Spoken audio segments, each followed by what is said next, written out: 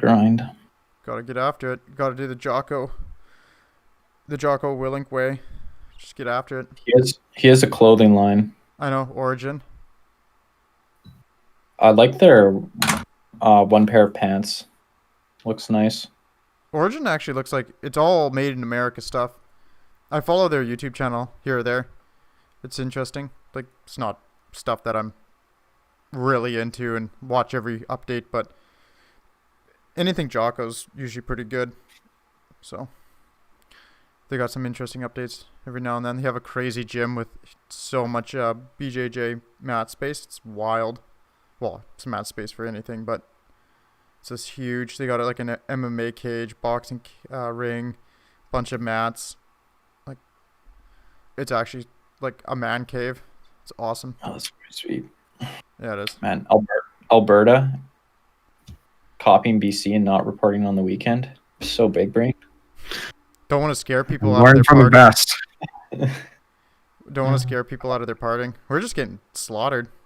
Feels good, man. I mean, we're at cases per million that people were celebrating in the UK after huge vaccination efforts. Like, the UK was at 1,200 cases per million at their peak and went down to 200. And that was like obviously a huge cause for celebration. And now Canada's up to 200 cases per million. And now it's too dangerous to travel here, according to our good friend Joe Biden. They're also at 200. They're like at I the know, same. it's so funny though that like they're like the same and they have way more vaccines, but they're just like, don't go to Canada, you'll regret it. Good meme. Just thinking of like a little P1 variant. Don't go to BC next week. Posting on 4chan. True. Nothing personnel, kid. All right, we are live. So today we are covering the great IQ debate. So something that all three of us have run into a bit. Well, maybe not quite as much on your part, Price, but definitely. Limits of IQ. Yeah, true. Yeah, you definitely haven't run into it where you're at. Like the common thread that we've noticed in society, whether it be with right wingers, left wingers, agnostics, quadrant lovers, whoever it is, IQ is just a no-go zone, and it's also viewed as some sort of debunked myth that really isn't that big of a deal. Like, yeah, okay, maybe there's some people who are smarter than others, but, pretty much everything around, like, average IQ and you're good to go, and there's no differences. There's nothing genetic about it. It's just, all sorts of weird ideas, or maybe not so weird, but the major thing is it's kind of nonsense. It doesn't really matter. Well, I think the big thing you run into, and again, this is what we did notice or I've noticed a lot of, is like one of the only things that like almost everyone, no matter their political affiliation or their background or whatever, it's that they think that there's no way to basically measure what humans would call intelligence, right? Like, that's where the everyday man would say that the IQ is a myth, is the notion that you can actually do a test and get a measure that meaningfully measures or indicates someone's intelligence. That's where people will just say, no, you can't do that. There may be something that's like intelligence, but there's no way that you can quantify it in a number. There's no way you can actually get at it by a test. Mm-hmm. And therefore IQ, whatever that is just some, kind of fancy psychology thing that maybe measures your ability to take tests. Yeah, like it's a measure of test-taking ability. That's the one I saw quite a bit. And I can say I've seen that discussion about what does intelligence even mean? How can we know that it measures intelligence? I had a professor, he's like, you'll run into this a lot, and you just tell him intelligence is what an IQ test measures. And then when they ask what an IQ test measures, you tell them it's intelligence. Just toss them in a loop right from the get-go. Wittgensteinian philosophy. The only truths are tautologies. Well, and then They're if hermetically they sealed. Exactly. There you start go. to leak out of their ear, then you know that they're not intelligent. It's a perfect test. Yeah. So maybe we can jump into, or I guess continue on with our kind of thoughts before going into the research. I guess for me, I have a background in psychology, so I'd like kind of known about IQ and like that some of the facts about it. Yeah, the one big thing I had noticed is like no matter what background you run into, person from whatever background, it's not popular. It's another common thing is that it's biased, like, and that can mean anything for a lot of people. Like it's biased against specific groups, or it's biased against by age or whatever. Like Or it's the way biased. people Therefore, think. Not everybody thinks the same, so therefore it doesn't measure that. That's one I run into. And then because of my background going into this, I had known that it is a relatively well replicated and well researched topic that seems to have good predictive value on what you'd think intelligence would predict. So it's IQ. People with high IQ tend to do well on things that you'd think intelligent people would do well on. So that's pretty strong indicator that you are getting at least some measure of intelligence with IQ, that all the things that you'd expect intelligent people to do well on also tend to have high IQs.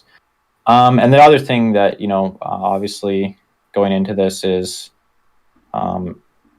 it's stable, like fairly stable, and it's not like you can't. I think this is a big reason that people are so adverse to the idea is you can't really train it. You can't really, there's not you can't take a supplement to increase it. There's nothing you can really do to boost it largely in one direction. I mean, you can damage it. Go give yourself a severe head injury or malnutrition or something, but or if you don't want it to be permanent, just get really drunk or some other way to inhibit your brain. Exactly. So there's good ways to acutely and long term reduce your intelligence, but there's no we haven't figured out any way to consistently and reliably increase it in the long term. So that's, and again, like I said, I think that goes back to a big reason that it's unpopular. For me, I have a bit of a background in it going into this, but not as deep as Hubbard's.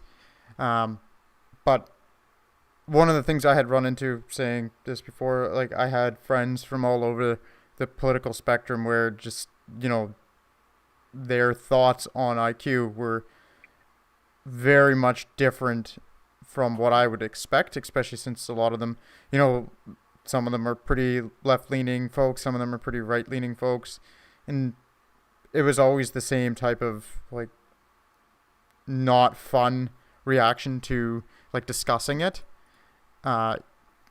So it was kind of interesting to see that. But then my general understanding is that IQ is I actually had a bit of the same understanding as Hubbard's, but the other thing that I noticed was people really they hate it, at least what I could tell, because there are differences and they are meaningful, and a lot of people just seem to want to. This is the pushback that I always came across, where it's very clear that IQ does matter, because when people start to think about it a little bit more deeply, they're like, oh yeah, all the people I know who make a lot of money and are doing really well, they're all very smart. And all the people I know who are not doing as well, they're usually not as smart as my other friends. And that usually kind of sparked a pretty nasty reaction. So I think a lot of my thoughts going into this, a lot of the I guess the pushing of IQ being a myth and that type of thing is a reaction to just being sorted into boxes, and those boxes actually being predictive of like where your life outcomes will generally go, and that is quite unfortunate. And the other thing that I thought going into this is it's a really deep body of knowledge. It's been around a long time and it's had its ups and downs, but it's an extremely well documented, well documented and robust study set in psychology, some of the best that there is. So it's not something that we've just discovered and have only really come to any sort of grips with. It's something that has gained a ton of interest, and a ton of brilliant people have dumped untold hours into. So I think it's if there's any good footing in psychology, this is probably one. And yeah, that's about it for me that I had going in. Yeah, so I had a similar background in that I knew how IQ worked, but I never really interacted with many people that talked about IQ. And I guess in the back of my mind, I always thought people just chose not to talk about IQ because they understood it. Since in 99% of cases, talking about IQ is not positive in any way. And it's a little bit depressing because I thought everyone knew you couldn't change it and it's just the way it is.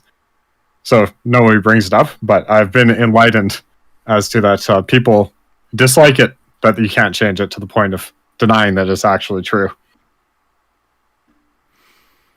That's most of my thoughts coming into this, really. You haven't run into the same pushback, I guess. Yeah, like people just don't talk about it in my circles, and I always, I guess, assumed since I was in university, most of my circles, that people understood it and were kind of depressed by it, or at best just uninterested in it because they couldn't affect it, and that seemed like a reasonable stance. Yeah, that's why it makes me question your sanity that you thought everyone had a reasonable stance on a topic. That's why it wasn't talked about. That's bold. That's like euphoric optimism beyond what I can comprehend. Yeah, exactly. Well, I mean, okay, I'll put it this way. Like, I didn't have any conversations in university among university-educated people about climate change, or like in the same sort of sense that I assume everyone believed in climate change and knew it was an existential threat to humanity, but there wasn't anything anyone could do but I got about it. bad news. Climate change is not going to help you on that one. Not everyone has a reasonable take on that either. Yikes. So I guess we could take a look at the media portrayal as well. Funnily enough, the only like a lot of what I found when you type in IQ and look for articles is quizzes to get your quote unquote IQ. Yeah, that's the major one I always run into. It's something that like so annoying. Everyone knows for sure is debunked, but they are perfectly fine taking a test that says that they have 175 because they were able to figure out the pattern 13579. Like, so it's kind of like cognitive dissonance at its finest, where like tons and tons of BuzzFeed articles about like answer these 9 questions that are all like insanely easy. And then it's debunked because I mean I got 175 on that and I'm not even that smart, so it can't be a real test. It's clearly if I can get 175 after a quiz like that, IQ isn't that meaningful because I'm just an average Joe and I have a genius level IQ because BuzzFeed told me so.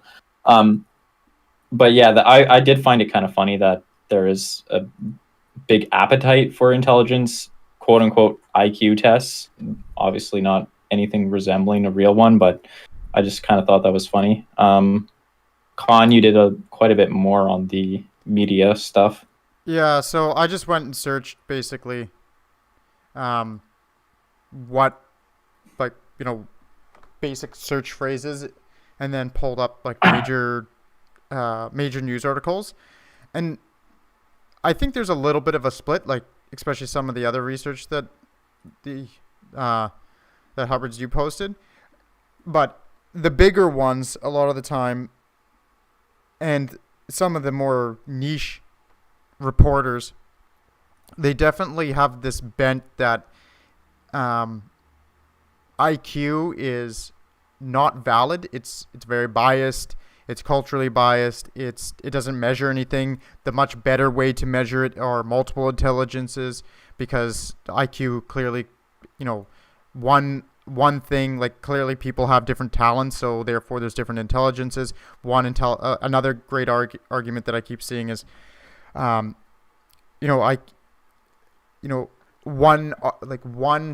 number can encapsulate you as a person, and it doesn't make sense that you could even have one factor that would influence multiple outcomes.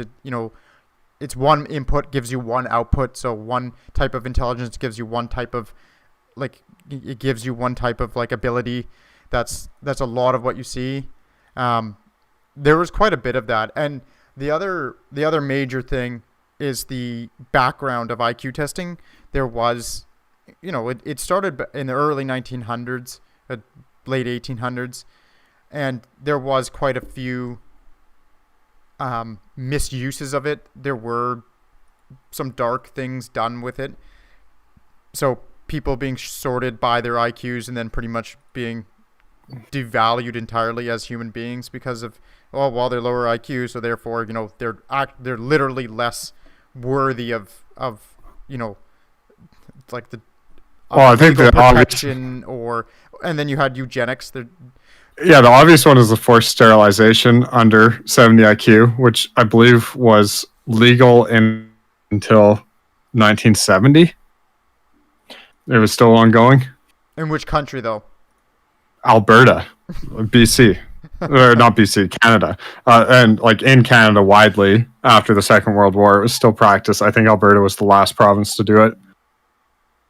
And they didn't even use a proper IQ test. They did a quick IQ test, and this one woman was sterilized as a child. They told her she was getting her appendix removed. And then she got an IQ test later in life, like she was living a normal life. And she couldn't figure out why she couldn't have kids. And then she got an IQ test after all this thing came to light that she was sterilized for being low IQ, and she was 100 IQ. Whoopsie. Fortunate. So, yeah, that's like where the biggest problems occurred, is not even... I guess it's a problem to have eugenics probably from an ethical standpoint, most ethical standpoints, but when you're using eugenics and you're not even using good tests for it is wild.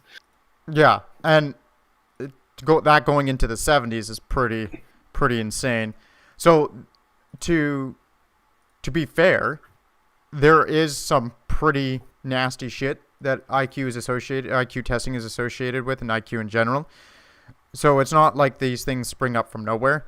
That was like the major bent of the mainstream view that I could find is there's multiple intelligences. The fact that you try, like, there isn't one IQ, there isn't one general intelligence factor, there's multiple. That was the big ticket, the big selling point.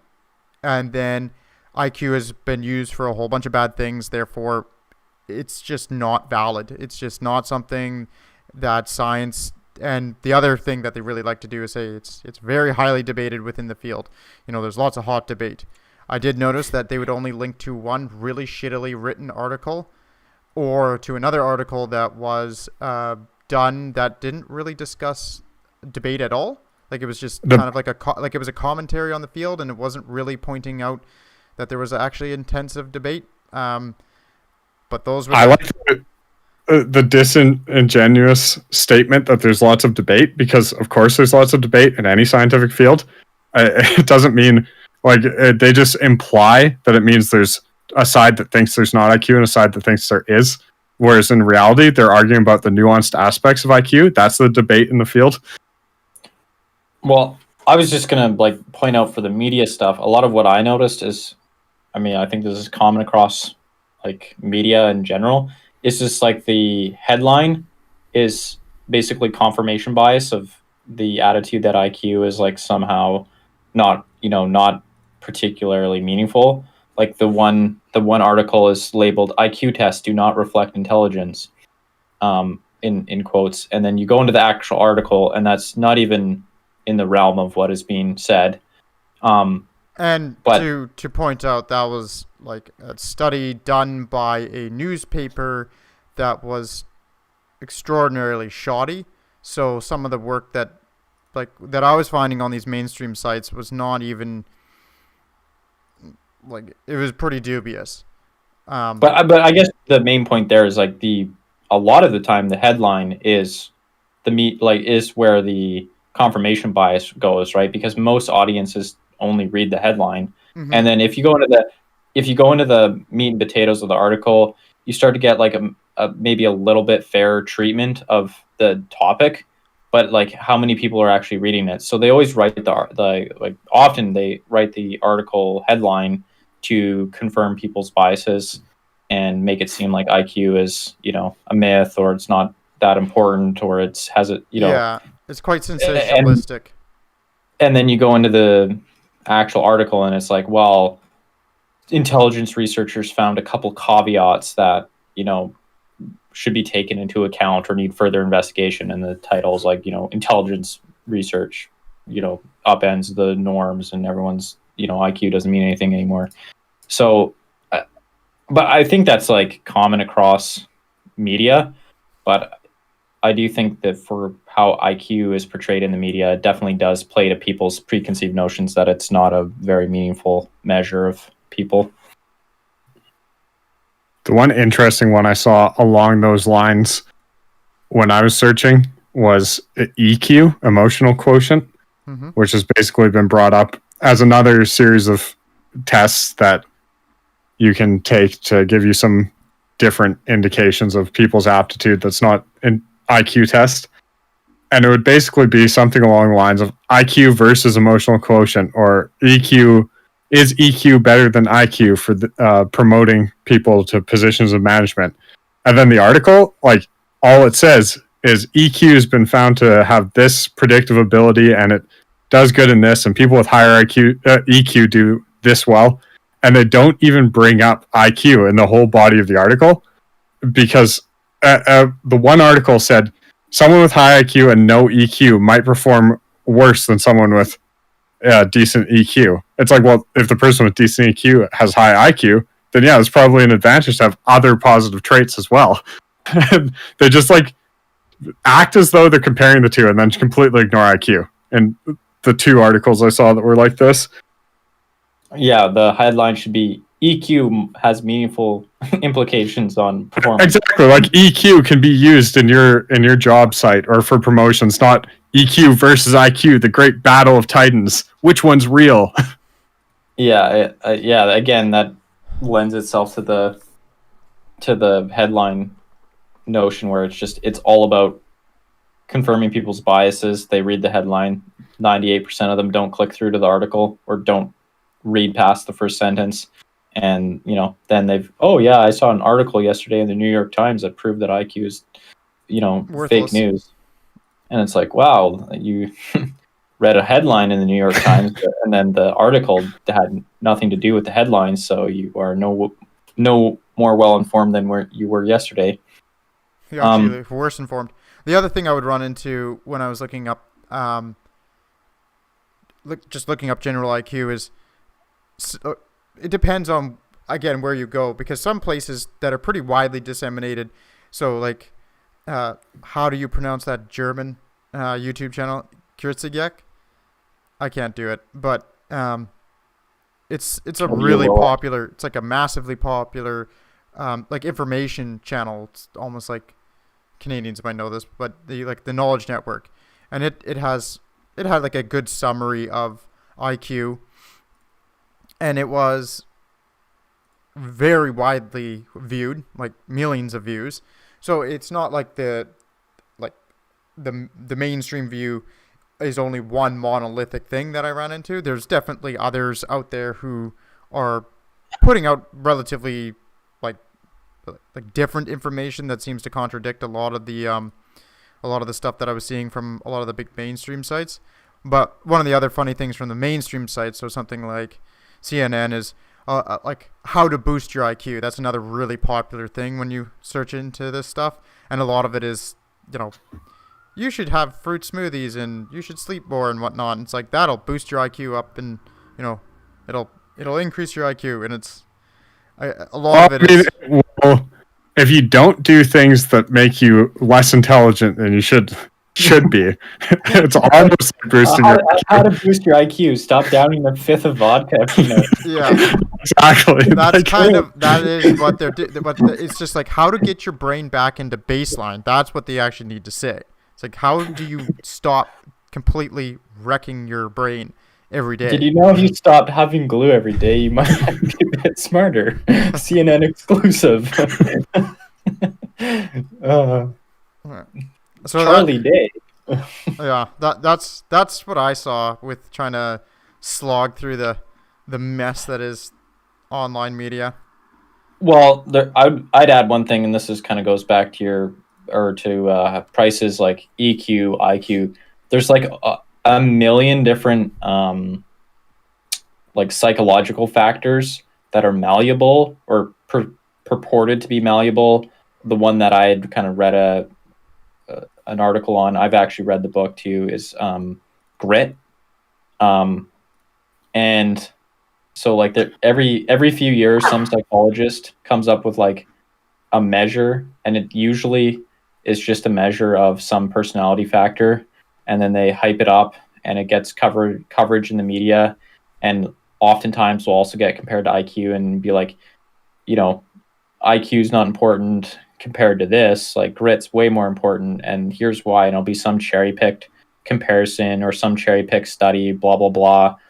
And then if you actually go and look at the broader literature and further studies, and this happened to grit, it's clear that grit is basically just another word for the personality asset or facet, conscientiousness, and grit is not nearly as predictive in most realms for success as intelligence or IQ.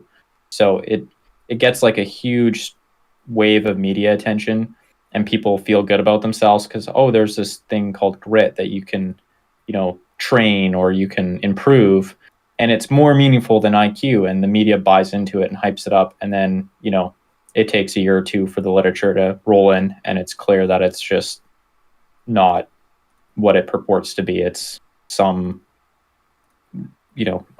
relatively small amount of variance is measured by it in terms of success, or it's just another name for an already known phenomenon in psychology that is, again, almost always less important than intelligence. Well, at this point, because intelligence is in the realm of psychometrics and psychology, which is about as objective as psychology gets. Like, usually there's been data collected somehow on everything, and it comes down to getting your grant by renaming a known idea and trying to study it again. Like grit. Exactly. Grit, when they do tests and they include grit and conscientiousness in the measure, grit washes out because it's just another name. It's just not statistically different than conscientiousness. Exactly. So I do think that is, you're probably going to continue to see that someone's, a few years down the road, we're going to get another trait like EQ or grit or whatever else that is purported to be the, the next big thing that you have to get more of, and here's how, and it will end up not being. It will. Yeah, once you do the regression analysis, it just, what do you know? It's no longer there. I think it's an innate problem of the psychological field at the moment that stuff is just getting rehashed all the time and repackaged, and the good ideas like IQ stick, but lots of faddish stuff.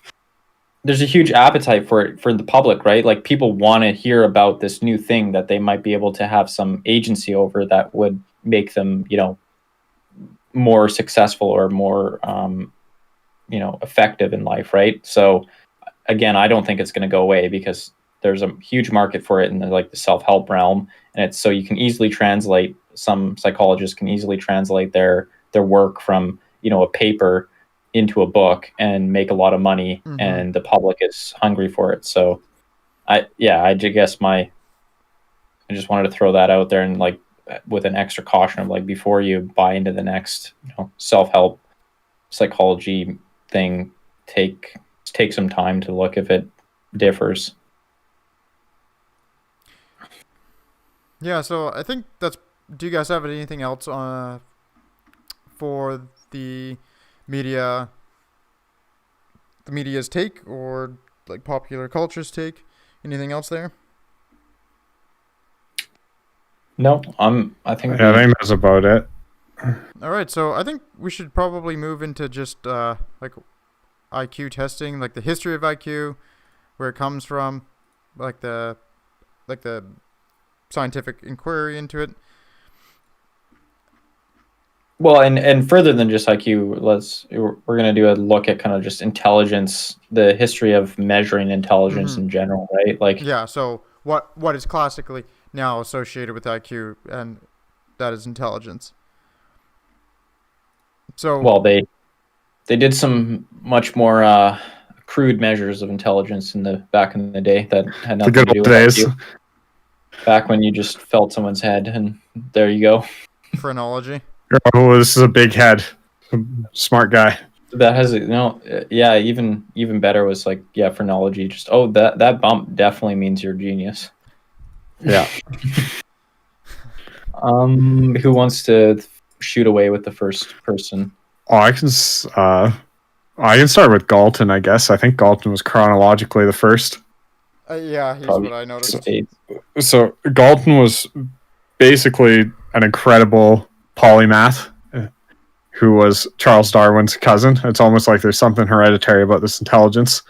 And he developed a ton of statistical methods and really stuck on the idea that intelligence was hereditary and tried to figure out how he could measure that hereditary intelligence, and believed that he was one of the first proponents of eugenics. I believe he may have even coined the word, but he wasn't about negative eugenics. He was about positive eugenics. He wanted good people to breed with each other to make the general offspring stronger, as opposed to the whole sterilizing poor people. I don't think I've read any of him saying that. And he did a ton of psychometric testing, which was basically for sensory acuity. So things like reaction time and electrical skin conductance and all the good stuff they did in the late 1800s, all these physical feats. And he tried to statistically analyze them, but I don't believe he himself achieved a good measure of intelligence, a good objective measure of intelligence that was validated in his lifetime. But a lot of his work, well, his work is probably the most influential in just the thrust that intelligence testing has taken, and what's borne out to actually work is as his conception of hereditary innate intelligence. Well, and he was concerned with like I can't remember the exact term he used, but he was trying to find basically what made people go on to become like eminent figures in society, and like produce. He was concerned with like the genius, right? Like he wanted to discover what the essence of genius and the essence of creative output was. That was his like main concern. And I believe his book on the matter was a Hereditary Genius, or it was the title. Yeah. It pretty much says what his focus was right there. He's a hell of a specimen, that guy. He also invented fingerprinting. He is the guy who coined the term nature versus nurture, or nature and nurture. There's a bunch of other things he did, but yeah, like that guy must have had rich parents. Yeah, exactly. Lots and lots of time. That's all he had. Lots and lots of time to sit around and do things. But just, yeah, created like this. I think he created like statistical, like regression. I think regression was his. But that sounds right. It's just wild. Like, just to be able to do all that. It's like, Jesus Christ. I'll add the next two guys because they're not as important, but just briefly touch on them, and that's Paul Broca and Samuel George Morton. and they were like practitioners of craniometry. I think that's how you say it. Basically, measuring the size of the human brain or skull, I guess, to determine cranial capacity and use that as like a measure of intelligence. Broca later kind of went away from just brain size to like a bunch of more specifics, and his like big theory was that the ratio of the front of the brain compared to the rear regions of the brain is what made people intelligent.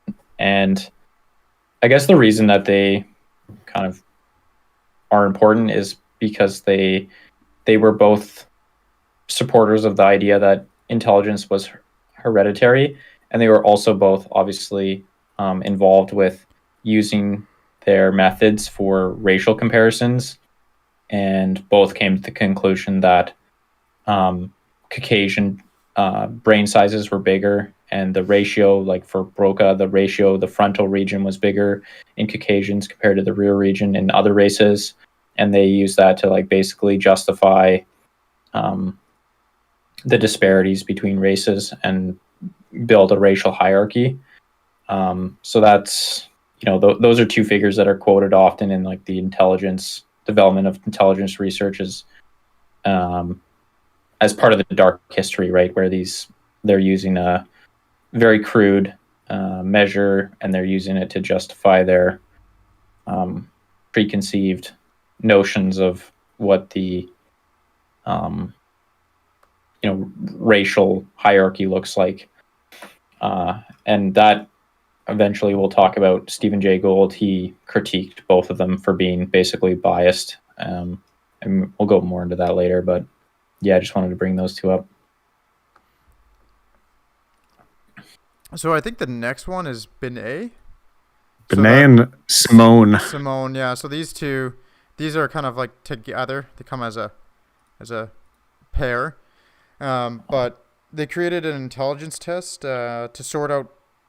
So essentially in France, but throughout Europe, in the late 1800s, the societies were going through pretty big revolutions in terms of like the way public life was organized.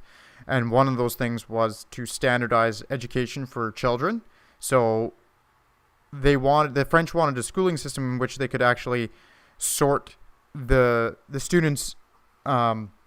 Wasn't just standardized, just to interrupt it wasn't just standardized, it was in France they had made it compulsory. Yeah, standardized and compulsory. Yeah. Good. So it was mandatory. Yeah. So people had to go to school from 6 to 14 in France at that time. You had to go to school. Yeah, exactly. And this was happening not just in France, but this was the major focal point of this revolution. And they wanted a way to, I guess, effectively sort and understand the students who are now coming into the school system, and then actually appropriately design the. No, that wasn't Binet. That Binet was what he wanted to do was he was hired to develop a test that would identify intellectually challenged children so they could get special education, but they didn't sort all children. Only the ones who are having trouble in school. The French wanted to do that in terms of like they actually wanted to be able to identify and then like sort out, not like actually put them into smaller groups or anything like that, like split them up. Yeah, that was later on when they came up with that idea. Yeah. So these are the guys who came up with the mental age for test takers. So it's essentially like the foundation of IQ. This is where it starts, where they would compare their test would compare all of the people of particular ages to each other, and then if you were like above or below that age group, like the average for that age group, you were like either gifted or not, or you were delayed or not. And then their primary thing was to see, okay, who are the children who are delayed, and how can we then give them some extra help. Like that was like the main thing, because one of the things I ran into with the research is quite a bit of the articles would go after these guys for saying like, they wanted to slot the less intelligent into asylums. And it seems like from what I read about these guys, they were actually very concerned about trying to figure out how to get these kids up to speed, really, and so that they wouldn't be left behind by the rest of the schooling system. Yeah, and the interesting thing with Benet's conception of intelligence is that he started with the perspective that intelligence was multifaceted as opposed to Galton's idea. And this will be a thread throughout intelligence history that you can sort of frame a narrative, is Galton and Binet, where Galton always viewed it as a unitary intelligence that was hereditary, and Binet viewed it as a multifaceted intelligence that was it had its upper limit set by genetics, but almost everyone was operating at below their upper limit, so they could improve their intelligence towards that upper limit that was set by genetics. So there's that fundamental, like these two guys pretty much define the two poles of psychological research towards intelligence for the next 100 years. Well, and I think just like the specifics of the Binet test was a scale. It was just like 30 tasks that increased in basically intellectual difficulty. And you would just norm, the way they would norm it is, your average 6-year-old gets up to X task, right? And then so if your average 7-year-old, etc., if you get up to X task, then you are this mental age. That was basically how they did it. And it would be if 75% of people that age could do it, it was considered normal for that age. The other, with Binet, I can't remember what I was going to say. Well, there's one more point I want to bring up with him and Galton, but I don't have anything on that. But I would say he was also like fairly conservative with his test in its application. Like he basically stressed that it was a limited test that couldn't tell you everything, and was really just used for what he wanted it to be used, which was to identify people with needing extra help in school. Like that was he was like very emphatic, like this is what it's for. You can't just give it to everyone and just claim that it's meaningful giving it to everyone. This is what it's for. So he was fairly conservative in that respect of like not trying to overreach with it, which as he seemed like a fairly respectable. He was against the position of using it to determine people who are gifted, as basically what you're saying. Like he didn't like the idea of IQ when people would take the mental age and divide it and say, oh, if you're over 100, you're gifted. Like, he really just wanted it to be a test that identified people needing extra help. That's what he made it for, and that's what he said it should be used. It shouldn't be. That's kind of the limits of what it was good for in his mind.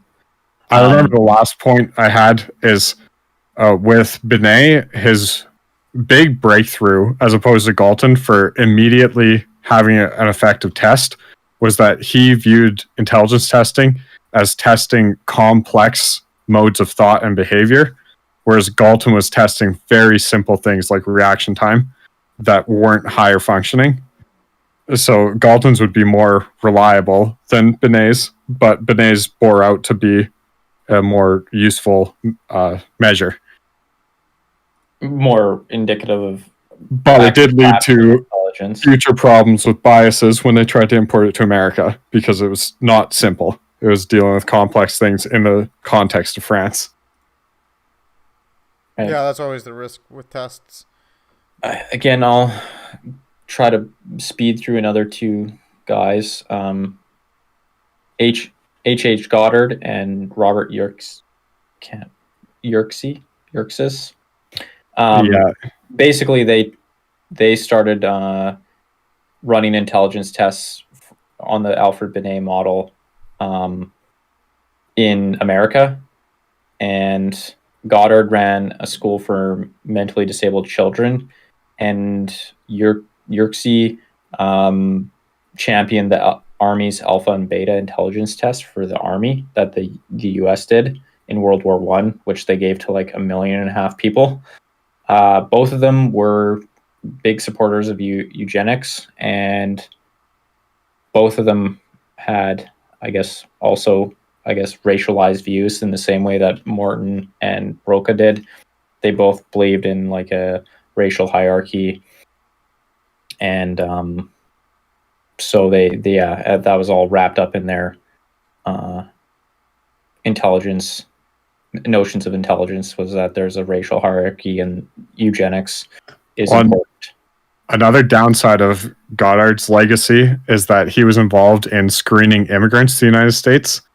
And this is where the cultural incompatibility of the Binet-Simon test comes in, because it's really not a fair test to give anyone from any country when it's normed and built in France. And he was giving this to immigrants, and it was translated by translators who probably didn't have any training in psychology and hopefully knew the language, so it was an awful, but it wasn't good. And he increased the deportations due to poor, basically being mentally deficient, by over double when he was with his program that he implemented. And to be clear, these were mostly Eastern and Southern European immigrants. So they're not going to have a lifestyle like a person living in France would have had, which would be where the test was based. Oh yeah, and he also was, I think there's some clear evidence that he was just a dick, and because he went from his original assessment, he had assessed that about 80% of the immigrants were mentally deficient or feeble-minded in his terminology. And then people criticized him for being like too harsh, and then he was like, "Oh, it's 40%. I guess I'll do some revisions. It's actually 40% are feeble-minded, and which I guess in that time would have been like the mentally disabled level, like so 70 IQ, essentially." So yeah, he was just a pretty big asshole. But yeah, again, those two they're not like fundamental in the development of IQ research, but they're another like couple of figures that. Again, there are a couple of the shadowy figures of the and again, bring these guys up because these are the types that the media will point to a lot of the time when they're talking about like the dark history of IQ. And again, Stephen Jay Gould is these two figures play in his book that we'll talk about, and as like bringing this racist. Research over to the U.S., right? These two brought the French research and implemented to the U.S. Yeah, so I think another good person to cover is William Stern. He's the first one to actually coin the phrase IQ.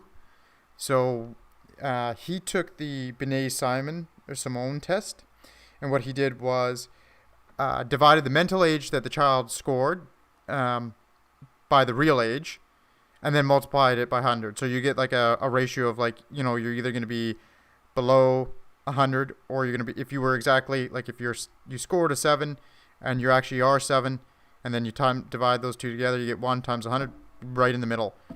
You're the average 100. And that was called the ratio IQ. So, of course, it doesn't work for adults. So they eventually replaced that with deviation IQ, which was like actually normed for adults. And it's using the same like statistical method. But he was, I believe he's an American, and he's not as well known as some of the others, but he is one of the ones who pretty much, like, he is the one that coined that term. And okay, it was German, just to be clear. Sorry, yeah. I'm confusing him with the next guy. Terman, probably. Yeah, Terman. And then Terman's the one that came next, and he's the one that actually changed it to deviation to account for adult ages, so it could actually be used. And Terman's his test, his is called the Stanford Binet test. His is still used today. It's actually a pretty like the 5th revision or something. Yeah, but it's still based on the original work he had done. But he was actually one of the first guys who did a massive longitudinal test. In 1921, he tested nearly 200,000 kids, and he followed 1,500 of the very top performers who had scored 135 or more. And he followed them for 20 years, and he found that these people had higher rates of income, higher job successes, higher education. So it was I think the first really true longitudinal studies of IQ. It actually his last follow-up, I think, was 35 years, and Stanford agreed to do it beyond his death until the last, they called them termites, the people that were in it, until the last one dropped out or died. And as far as I know, it's still ongoing. At 80 years after its inception, 1,000 of them were still participating in the study. Yeah, it's still being worked on by, I think, staff out of Stanford. Still, It's an incredibly big project. like it's insane. Yeah, it's wild. He tested 200,000 kids. Absolutely madman. On the most interesting thing I think with him is that he was the guy who clued in that he had to renorm the B'nai Simone test for the American audience because he was finding young Americans were outperforming and older Americans were underperforming the B'nai Simone. So that was part of his impetus to rework it. Yeah, that's actually one of the big criticisms of IQ, the fact that you have to renorm them. So, well, I think another interesting thing about Terman is obviously he was focused on exceptional people, right? Like he in the mode of Galton wanted to identify genius and understand it, which again, that's compared to a lot of the previous research that had gone on wasn't the focus. A lot of it was identifying people that struggled. So he kind of brought it back to focusing on the origins of genius, understanding high intelligence, and didn't, as far as I know, didn't seem to dwell on low intelligence whatsoever. On a nice anecdote about Terman that I read is that basically in his time period they still exist to an extent today, but basically people thought quick to ripe, quick to rot. So like the faster kids developed, like all these prodigy kids, people thought they were going to have a bad life afterwards because they were developing too quickly. And he was kind of the guy that spearheaded the idea that actually high functioning kids become high functioning adults and proved it. And he went on a game show, one of the first TV game shows, where it was basically something like kids getting quizzed on really complex questions and answering them. And he gave a speech about how this was so great and how it was having a better effect on people's perception of intelligent children as not being these weird monsters that are only intelligent because of other deficits in their lives than all of his research he had done to that point had done. Like, he was just such a nice sounding individual. Well, that's actually another interesting point is there was, I guess maybe that's persisted, but much to a much lesser extent, there was like the strong stereotype also that if you were like intelligent, you had, you were physically kind of scrawny or malformed, and there was a big trade-off. Yeah, and like that your typical smart person was just kind of this like physically feeble and incapable person. And again, not only were they lived on to be more successful, they're actually physically more capable. Intelligent people, the more intelligent people were more physically capable and physically well developed than average when he followed up on them in adulthood. So that was another like thing that he actually empirically dispelled, was like this, the classic physically weak nerd, the nerd geek stereotype didn't hold true in his data set whatsoever. But also a supporter of eugenics. Pretty much seems like if you were around on the planet in the late 1800s, early 1900s, you were... Well, the funny thing about that too is eugenics was the really progressive thing back in the day. It was exactly. It was not the conservatives arguing for that. That's for damn sure. Yeah, it was the educated class, kind of like progressive liberal types that wanted to push hard on eugenics for sure. Yep. But he was no exception. So just to mention, because that is another, even someone like Terman, who does seem like a upstanding and decent person by all accounts, still did have support for eugenics, which again, like we were saying earlier, obviously most moral systems don't hold favorably on eugenics. So Unless you're that does color utilitarian. the history. Yeah, that does color the history of intelligence is inescapably. It's just that there's so many people in the early. Or how is the history of pretty much any prominent psychology research in that era? Because it just seemed to be the right thing to do to them at that time. It was the progressive movement. Yeah, exactly. I'll just quickly run through this lesser known, but maybe for any British people, more important, Cyril Burt. He developed the 11 plus examinations of the UK, which, as far as I understand, for the UK was a long time. I don't know if in some shape or form still going now, but I think they cut it out in the 80s. I think I read. It was a long instantiated test that determined what school you got to go on to. For I guess it would be high school, and so I think you took it at 11, if I'm remembering that correctly, hence the name.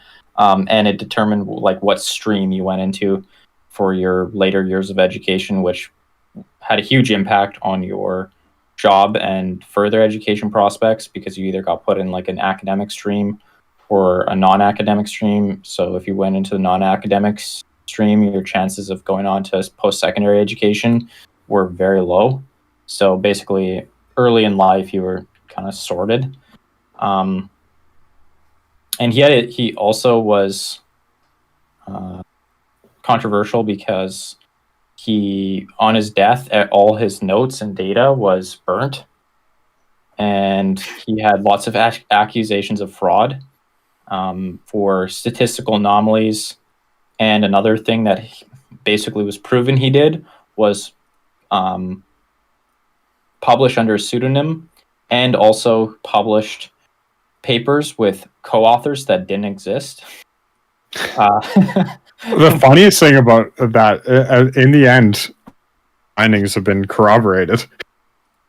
Yes, that is one thing that does come up in his favor, is people will say like there is some statistical anomalies, but a lot of, because he did some of the early twin research and found, because he believed intelligence was largely innate, and he did twin studies to study heritability and found, I believe, correlation coefficients of something like 0.77, 0.75, and later research found correlations 0.02 off of his estimates.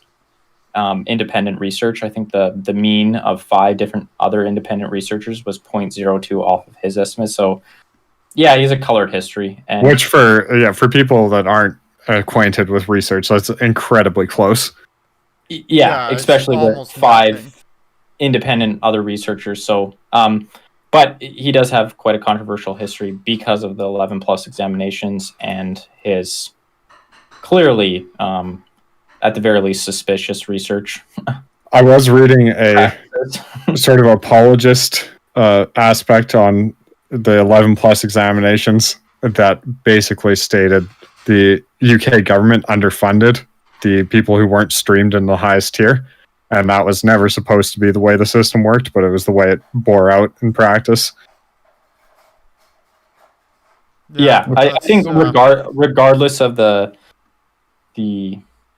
funding aspect or anything, like, people just found it controversial because you know there's this seemingly arbitrary cutoff that if you, at a young age, if you scored just below, it had a huge impact on your future. You know, if you just missed the cutoff, you know, it felt arbitrary to a lot of people, right? Like, it's just this thing that you could barely miss out on that had a huge influence on later life. Your life. But it was altered when it was implemented. It was basically the first time that poor people could actually go to a good school in the UK, as opposed to all the good schools being boarding schools for the rich aristocrats. Like, that was the era when it was brought in. That is actually an important point across the board for standardized testing and IQ equivalent tests like the SAT, is that they do have that arbitrary factor, but oftentimes they were used to identify. But yeah, we can definitely go into that in the future as well, because that's a huge topic that's worth talking about for sure. Yeah. Someone want to grab the next? Well, the last one I've got is Weschler, which is he has developed now the most commonly used intelligence test, which is the Weschler Adult Intelligence Scale, I believe. And That's the the modern Stanford Binet was revised in order to match the outcomes of the Weschler test. And basically, his development was he was a really smart guy who went to England to study with statisticians. I believe he studied with Pearson or Spearman and possibly Pearson. And where he was working with people in a hospital as a psychologist, and he wanted to better understand them, so he developed a test to better understand them. So it has the subsets of IQ, but that does give a broad IQ score, and that's found to be that's the test that almost anyone now, when talking about IQ, is referring to, or tests that are now normed against that, like the modern Stanford Binet, and that gives the strongest results out of anything that's really been attempted for a test that I know of. Yeah, I have a few others. Spearman, you had mentioned he went study with Spearman. So Spearman contributed one big thing to just science in general, which was factor analysis. And he developed that to study intelligence. And then he used factor analysis to basically pull out what's known as G, which is a common, so on intelligence subtests. The specific factors, which he called S, was subtests. So there were subtests, and he found that there was a component of the score on a subtest that consisted of that was common across tests, which he called G for general general factor intelligence, and then there was a component of it which was specific to that test, which he called S for that explains specific factors. Two factors that explain the performance on any given subtest. And that G being very important because that is what he would have termed, what most people would think of probably when they think of intelligence, is this unitary factor that he called basically like the power of the brain, your ability to do like complex work in an amount of time. That was his like notion of it. It was like some sort of brain energy or brain power that was common across a bunch of different domains. Yeah, he found it in like they had 460 plus sets of data, and they were able to extract out that G factor from all of them. Like it was common across all of those sets, so it wasn't like it was a couple sets. It's one of the most reliable and replicated pieces of testing in all of psychology. It's not like this is something, what he discovered, the G factor, is something that has been replicated. God, I can't even imagine the amount of times, and replicated all over the world too. Well, and in his statistic number crunching, he was the one who demonstrated that Galton was actually on the right track with measuring sensory acuity, because sensory acuity does have an aspect of G. Yeah. So, like your ability to your reaction time. Yeah, and exactly. The rapidity in which you can react to some sort of stimulus. Well, and just like a further kind of demonstration of that is the next guy, L.L. Thurston. He introduced the standardized mean and standard deviation for IQ tests, but he theorized there was like 7 primary mental abilities that were. So he would have been in the Binet camp where there's these separate factors, but after further researching it, he noticed there's a second order factor in the primary mental abilities, which when you like analyze it statistically was basically G, and he was like. It seemed like he begrudgingly admitted, like, "Oh, this thing that I actually measured second order is G." Okay, that's always a classic story. Yeah, he had originally kind of fought against there being any sort of G General equivalent. factor. And but yeah, after doing further analysis, G showed up, and he just called it second order, a second order to his abilities that all somehow correlated with each other. Seems like that's the first order. And then the last guy to mention is Arthur Jensen. And I think he's important to mention because he did a lot of work on intelligence. Like, he was pretty prolific, and he did twin studies and found estimates of intelligence for heritable component of intelligence that was up to 80% of the variance was explained.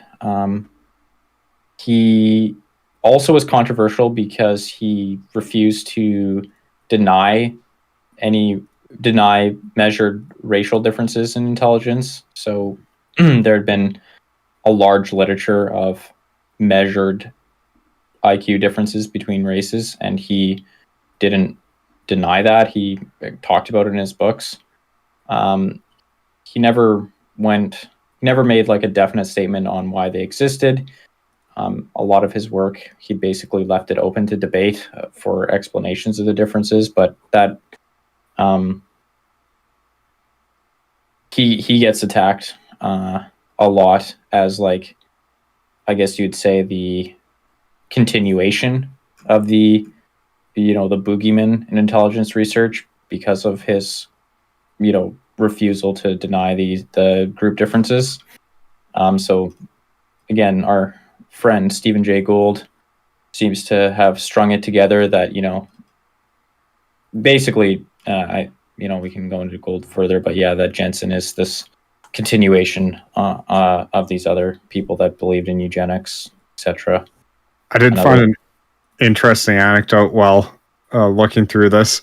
And the APA, at the height of all the racial difference research, commissioned a task force led by Neisser, who's a big guy in the psychological world, to investigate the claims of differences by race.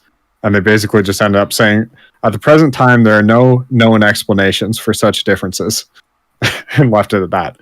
It's like, that was basically what Jensen had kind of done for the most part throughout his career. Was there's differences, and we don't really know 100% one way or another why they exist. We're just gonna leave them like that. So if you have scientific integrity, that's basically the answer you had to go with. Yeah, and so do we want to go into Stephen Jay Gould as the last bit? Yeah, I think so. Have any other random? I've got no more to add. Yeah, I think like Stephen Jay Gould was him and his allies, I guess, in the academy were essentially activist professors who had no apologies, had basically Marxist leanings. They self-admitted Marxists and leftists and self-admitted activists, and they very, very committed to progressive ideals and very committed to equality, etc. And Gould decided to, they had earlier attacked E.O. Wilson, who was published his paper on social biology, but and E.O. Wilson is one of the absolute titans of academia. He's one of the greats of the last 75 years. Like, if you're in any sort of psychology or sociology or anything, you're gonna you'll hear his name so much. I took one class and he cropped up dozens of times. Well, he as far as I remember, his essential claim was that the social sciences would be rolled into biology, which Gould, as a anthropologist, was not happy about, and most social scientists were completely against the notion that eventually biology would have anything to say about social sciences. So that was their pushback on him, was that he was you know, promoting the end of social sciences, essentially. And yeah, they so Gould then wrote a book, The Mismeasure of Man, which he decided to basically use intelligence research as like an example case for his thesis. And his thesis basically boils down to scientists have confirmation bias, which is, if anyone knows, is completely unsurprising. Everyone has confirmation bias to an extreme degree. That's the whole point of the scientific method, is to basically Minimize it. to minimize it and pit people's confirmation and biases against each other, right? Yeah, true. You're basically, the scientific community all has their confirmation biases, and they all attack each other based on that, and relying on empirical fact as the arbiter of what is real. Then they come to a consensus on what actually is true, and you have to give up your long cherished belief or die. Have to admit there's a G. Yeah, literally or physically, or literally or metaphorically, depending on the circumstance. And for intelligence research, he basically said that the history of intelligence research has been, colored by this racism, basically racism, and also biological essentialism. And with those things in mind, all the intelligence researchers had gone on to use, or either consciously or unconsciously, fake and fraudulently make up data to support their position. There are preconceived notions that there was a racial hierarchy, that intelligence was largely heritable, or at least, or mostly heritable, and that it was basically a set, stable thing that could not be, trained or improved. And that's kind of why he'll link someone like Binet, or linked Binet to someone like H.H. Goddard, because Binet, if you look into Binet's history, is very benign and doesn't really have anything about any big knocks against him. So he'll bring in H.H. Goddard, who obviously has had a clear history of eugenic beliefs and discriminating against immigrants, right? I don't know if either of you want to comment at this point. A couple other things. Like, Gould's got a couple of pretty big additions to literature, other than what he's throwing at the shade that he throws at IQ. But he's one of the ones who came up with punctuated equilibrium. He's also got some other things that probably are misused quite a bit, and he misuses it himself. But that was the spandrel theory. So that was the idea that when you have a building, a domed building, you're going to have these arches that are used, that they just exist to support the dome. But in these spandrels, there was always decoration in these old medieval buildings, because they're just a feature of having to support a dome. You have the column that's coming up to link up to the actual dome itself, and then you have to have it split off into two angles to actually flare out and then support the dome. But Gould's contention here was, well, the spandrel just exists as a it's kind of like it's there as a function of something else. So you needed to support the dome, so you had to create this thing, and then the spandrel decoration is only there because you had to build the structure's support in such a way that it looked like that. So you just had to fill a blank empty space. It doesn't really have a purpose. And he used it to explain away stuff like consciousness and some other things, which caught him a lot of flack from other people as well.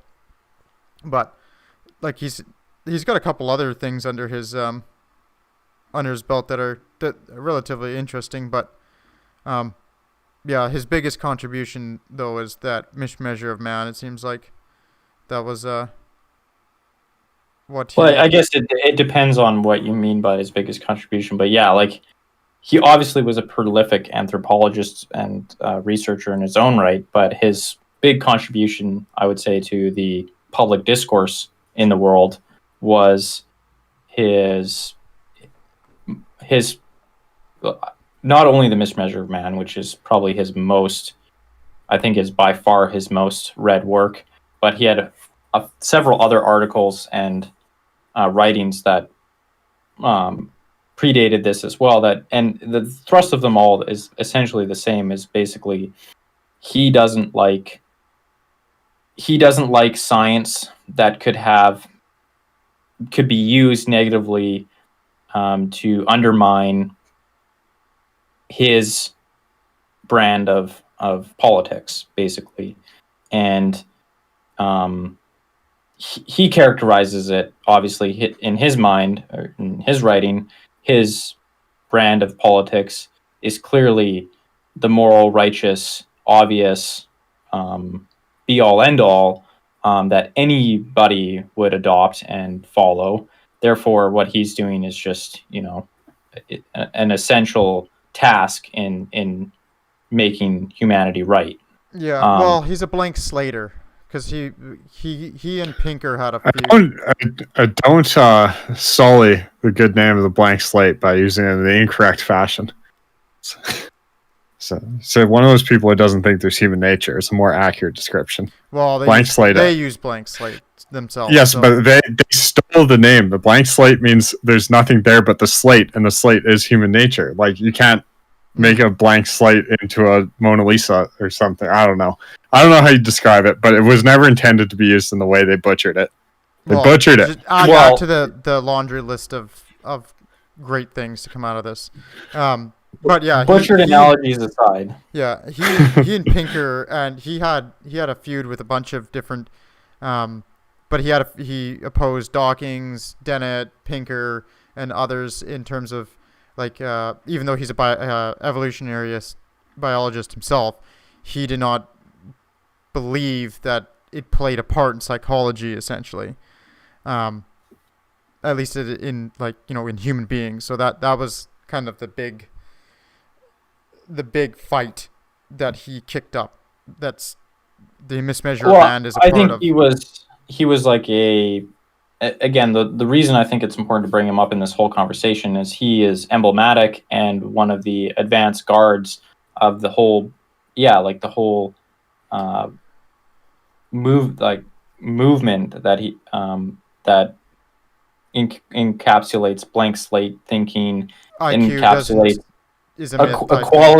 equality and political agenda over truth seeking, right? And he's not particularly apologetic about it in saying, this stuff could be misused. Some of it may be some of it may be true, or some of it may be scientific, but it could be misused. So basically, don't go there. Essentially, don't go there, or it's just not true. Some of it, like, it's just clearly not true. Yeah, again. Yes, like he I don't think you'd be able to say that Gold completely disregards all of intelligence research. That's not again, and that wasn't his. He's much more sophisticated than that, right? He was a very intelligent individual, and so rather than say, intelligence research is completely meaningless or not true, or there's no such thing as intelligence, basically what he wanted to do was undermine the research by saying it's all tainted by bias, first of all, conscious or unconscious. It's also tainted by its association with these shady characters who had these, very backward and evil beliefs. And also, if we looked forward to the future, it could be used in all these horrible ways if we keep researching it. So it's basically like trying to turn it into a taboo to even touch this topic, right? So that was his strategy, essentially, in the mismeasure of man. And I think that's emblematic of a lot of it's basically the playbook that you see a lot of Also, a lot of the main activist. articles that I see, they kind of go down this road. Like a lot of the when I was doing the research around like mainstream views, a lot of it was this exact attitude where it's, there's some bad people in this field. It clearly was used very improperly. Therefore, we can dispense with it. Really, that a few of the articles from bigger sites took that tact, which I was quite surprised with. Well, and I think outside of intelligence investigation, he just chose it as, one example, one field or one thing that he wanted to attack, right? And he could have easily done this in a lot of other areas, and it has been done in a lot of other areas. And I think that's important to talk about, is that this kind of playbook has happened, time and time again, where it's basically saying the general premise again is saying this thing has all this bad association with it. Therefore, we should stop the truth seeking and we should make it a taboo. And anyone who participates in the scientific study of this, or starts looking into this, needs to be labeled a heretic and cast from good society, because what they're doing is dangerous and immoral. And it's because that's the only way in the modern era where science exists. That's the only real method of stifling research and proper discourse when it cuts against your political views, right? Is you can't shut down the science by out sciencing them. Therefore, what is your option left? Your only option is to cast these aspersions and make it a taboo that it is just socially unacceptable to continue down that path. And part of the evidence that this is what's going on is a lot of his data and information in the book is just outright wrong. He was fine. He goes on and on about bias and saying, all people have a political bias. And then he caveats that by saying, preferences are fine as long as you treat data fairly. And then he goes on to abuse data. So Classic. It's just, I think it's, I haven't deep dove into his his critiques of IQ as too deep yet, and I haven't deep dove into his the rebuttals. I do have a little cursory knowledge, but that's I read the abstracts on two psychological papers reviewing his book, and they were very damning. Well, the one, I guess one of the things is he just straight up doesn't understand what factor analysis is, as far as it can be reasoned. He never grasped what factor analysis is, and yet wrote about it in his book. So there's many factor analysis enthusiasts who were irate upset about but do you guys have much further from there, or can we kind of just maybe put a quick wrap up on it? Yeah, that's a good place to wrap it. I think that's a good place. Yep. So, All right, do you have any thoughts coming out of this research, in the beginning, the history, anything related to this?